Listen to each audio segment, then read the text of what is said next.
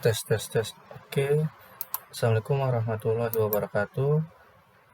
Selamat pagi, siang atau sore atau malam bagi teman-teman semuanya yang nonton video ini. Di sini lanjutan dari video sebelumnya di mana saya di sini akan menjelaskan terkait neraca massa dengan recycle. Kalau teman-teman sebelumnya ingin melihat video neraca massa tanpa recycle, kalian bisa lihat di video selanjutnya. Oke, di sini sebenarnya konsep neraca massa dengan recycle tanpa recycle itu sama sebenarnya, cuman ada beberapa tambahan komponen karena ada aliran terbaru yaitu aliran recycle yang masuk ke proses. Nah, selanjutnya sebelum kita lanjut ke neraca massa, yang saya akan jelaskan sedikit terkait dengan recycle. Recycle itu merupakan aliran produk balik yang kita alirkan kembali ke proses produksi, di mana aliran balik ini bertujuan untuk meminimalisir atau menghemat bahan baku. Misalkan pada produk utama kita misalkan konversinya tidak 100%, namun ada komponen-komponen bahan baku yang tidak bereaksi. Nah, komponen bahan baku ini daripada kita buang dan menjadi limbah dan tidak bisa dimanfaatkan lagi, lebih baik kita manfaatkan kembali dengan cara mengalirkannya kembali ke proses produksi. Nah, aliran tersebut disebut juga recycle. Nah, dengan ada recycle ini kita bisa menghemat bahan baku sehingga bisa menurunkan biaya estimate dari bahan baku. Oke. Sebelumnya di sini saya akan menjelaskan neraca massa recycle dengan menggunakan tugas akhir saya berupa rancangan pabrik, di mana seperti di video selanjutnya, di sini adalah proses PFD secara sederhana dalam proses rancangan pabrik saya itu terkait dengan proses pembuatan 2 etil heksilakrilat. Nah, di sini kita bisa lihat bahwa pada proses ini terdapat aliran recycle, di mana aliran tersebut terdapat pada proses distilasi 2 distilat 2. Nah, aliran ini akan dibalikan kembali menuju ke vessel 01.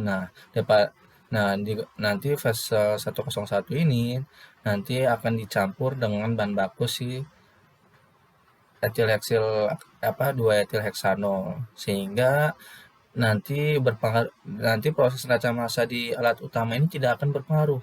Namun berpengaruhnya nanti lebih signifikan dari jumlah bahan baku fresh feed yang kita gunakan. Misalkan dari asam akrilat dan 2 etil heksanol yang kita gunakan, misalkan perbandingannya itu 100 kmol masing-masing.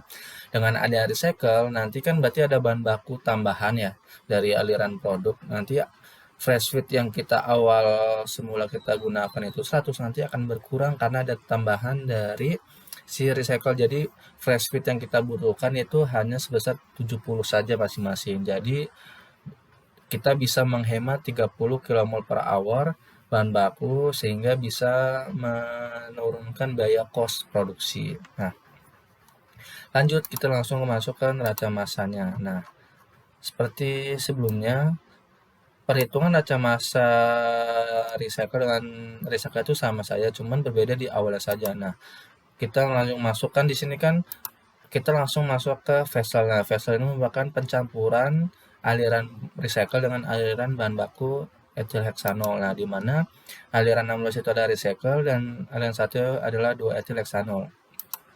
Nah, di mana kita lihat dulu ke aliran recycle, di mana aliran recycle itu memiliki komponen yaitu ada H2O, AA, 2EH dan 2EHA. Nah, kita langsung masukin komponennya, kemudian kita bisa menghitung nih aliran dari feed 2EH-nya kita dapat sebesar segini. Nah, terus aliran output vesselnya kita bisa tinggal jumlahkan saja karena input sama dengan output. Nah, kita jumlahkan hasilnya seperti segini, 68,79. Nah, jadi totalnya itu lebih yaitu 10.023,37 sama 10.023,37 kg per jam. Nah, setelah masuk ke vessel kalian 3, kita lanjut ke mixing point, di mana kita akan mencampurkan umpan asam akrilat dan 2 etil heksanol sebelum masuk ke reaktor. Sama seperti di vessel 101, kita masukkan yang ada di 3 dari seperti ini outputnya, terus kita tambahkan fresh feed AA-nya 0,17, 0,34,2, terus dari 00 karena kan kandungan dari si etil heksanol itu 99%, berarti tidak ada 2EH sama 2EHH. Kemudian kita dapat aliran mixnya dengan menjumlahkan saja aliran di 3 sama 2 dapat aliran 4 dijumlahkan. Nah, Terus setelah itu kita masuk ke neraca massa reaktor. Sebenarnya massa reaktor itu sama saja, konsepnya sama karena umpan yang masuk itu pasti sama. Jadi umpan di dalam stream itu umpannya selalu sama karena kita akan menghasilkan sebesar 34,4. Nah, ini sebelum saya balik.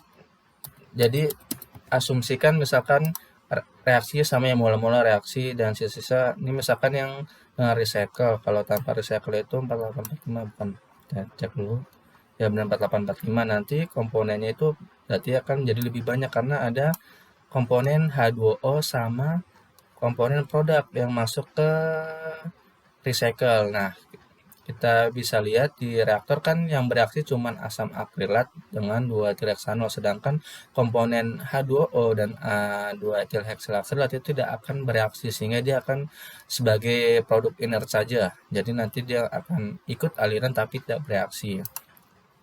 Nah, kita bisa nah, kita bisa lihat misalkan reaksinya sama, hasilnya seperti ini. Nah, kita lihat di produk akhirnya. Di neraca massa distilasi tidak akan saya jelaskan karena di video sebelumnya sudah saya jelaskan. Kita bisa lihat di produk akhirnya itu di stream 19. Nah, kita bisa lihat produk akhir itu sebesar 34,74 kmol per hour.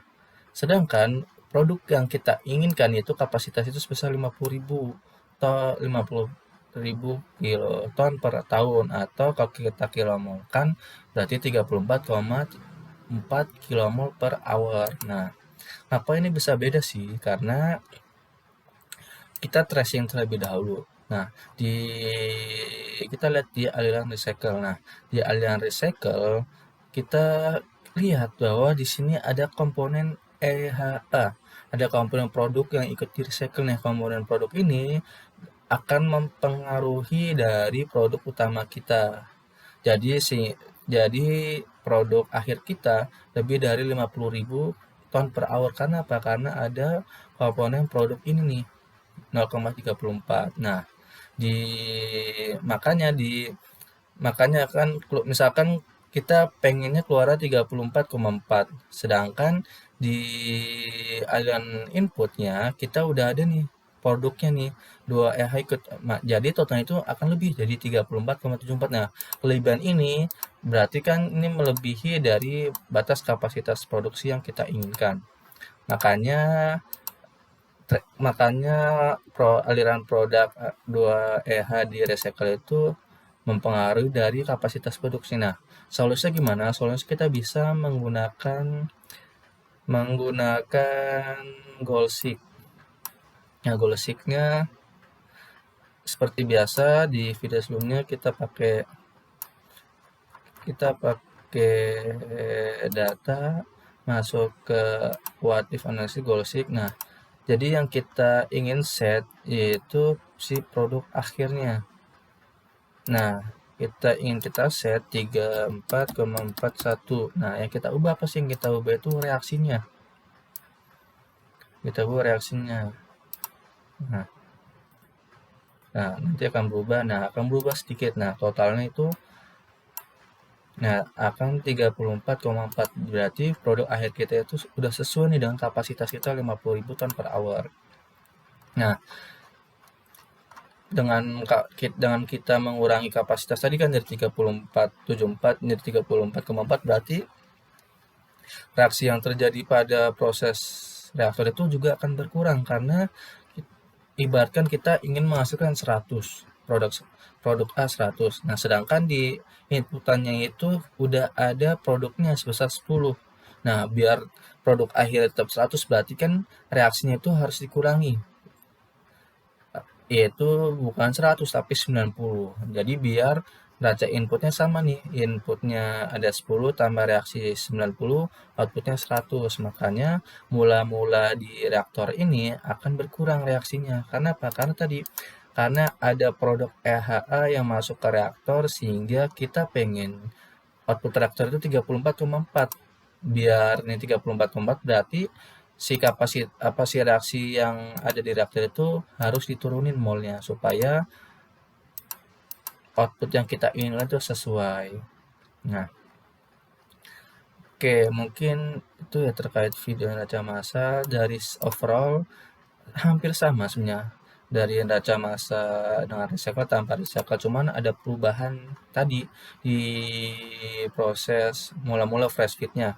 Misal kita lihat di overview-nya, kita bisa lihat di sini ada overview dari neraca massa. Nah, neraca massa setelah recycle yang sebelum recycle kita bisa lihat di aliran satu sama aliran 2. Nah, di mana aliran satu kita perlu komposisi 2 EH fresh feed itu sebesar 68,79 kmol.